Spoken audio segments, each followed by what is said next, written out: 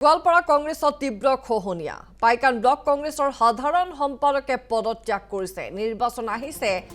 কিন্তু দল ত্যাগৰ এটা জোৱাৰ উঠিছে বিশেষকৈ কংগ্ৰেছত ইজনৰ পাছত সিজনে দল ত্যাগ কৰা পৰিলক্ষিত হৈছে গোৱালপাৰা কংগ্ৰেছত তীব্ৰ খহনীয়া পাইকান ব্লক কংগ্ৰেছৰ সাধাৰণ সম্পাদকে পদত্যাগ কৰিছে কংগ্ৰেছ প্ৰাৰ্থী একে ৰচিদ আলমৰ বিৰুদ্ধে বিস্ফোৰক অভিযোগ তুলি পদত্যাগ গোৱালপাৰাত কংগ্ৰেছ দলটো নিশেষ কৰিব ওলাইছে ৰচিদ আলমে আৰু বিধায়কৰ আচৰণত বিতুষ্ট হৈ পৰিছে তৃণমূল কৰ্মীসকল নিজকে বাঘ বুলি পৰিচয় দিয়া আলমে এইবাৰ চিৰিয়াখানাতহে যাব লাগিব বুলি পদত্যাগ কৰি মন্তব্য আগবঢ়াইছে সাধাৰণ সম্পাদকগৰাকীয়ে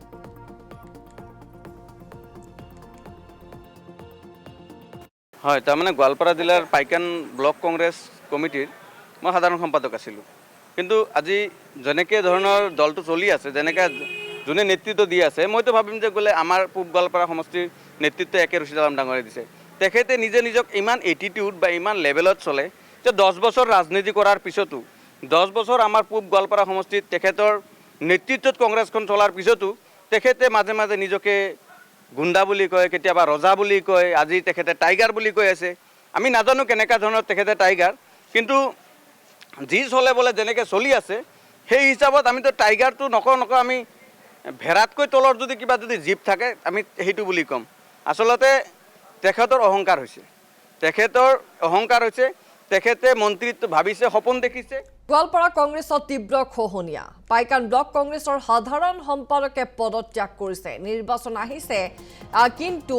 দল ত্যাগৰ এটা জোৱাৰ উঠিছে বিশেষকৈ কংগ্ৰেছত ইজনৰ পাছত সিজনে দল ত্যাগ কৰা পৰিলক্ষিত হৈছে গোৱালপাৰা কংগ্ৰেছত তীব্ৰ খহনীয়া পাইকান ব্লক কংগ্ৰেছৰ সাধাৰণ সম্পাদকে পদত্যাগ কৰিছে কংগ্ৰেছ প্ৰাৰ্থী একে ৰচিদ আলমৰ বিৰুদ্ধে বিস্ফোৰক অভিযোগ তুলি পদত্যাগ গোৱালপাৰাত কংগ্ৰেছ দলটো নিশেষ কৰিব ওলাইছে ৰচিদ আলমে আৰু বিধায়কৰ আচৰণত বিতুষ্ট হৈ পৰিছে তৃণমূল কৰ্মীসকল নিজকে বাঘ বুলি পৰিচয় দিয়া আলমে এইবাৰ চিৰিয়াখানাতহে যাব লাগিব বুলি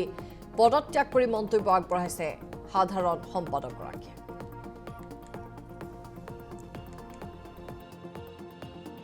হয় তাৰমানে গোৱালপাৰা জিলাৰ পাইকান ব্লক কংগ্ৰেছ কমিটিৰ মই সাধাৰণ সম্পাদক আছিলোঁ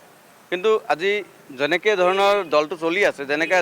যোনে নেতৃত্ব দি আছে মইতো ভাবিম যে গ'লে আমাৰ পূব গোৱালপাৰা সমষ্টিৰ নেতৃত্ব একে ৰচিদ আলম ডাঙৰে দিছে তেখেতে নিজক ইমান এটিটিউড বা ইমান লেভেলত চলে যে 10 বছৰ ৰাজনীতি কৰাৰ পিছতো 10 বছৰ আমাৰ পূব গোৱালপাৰা সমষ্টিত তেখেতৰ নেতৃত্বত কংগ্ৰেছখন চলাৰ পিছতো তেখেতে মাজে মাজে নিজকে গুণ্ডা বুলি কয় কেতিয়াবা ৰজা বুলি কয় আজি তেখেতে টাইগাৰ বুলি কৈ আছে আমি নাজানো কেনেকুৱা ধৰণৰ তেখেতে টাইগাৰ কিন্তু যি চলে বলে যেনেকৈ চলি আছে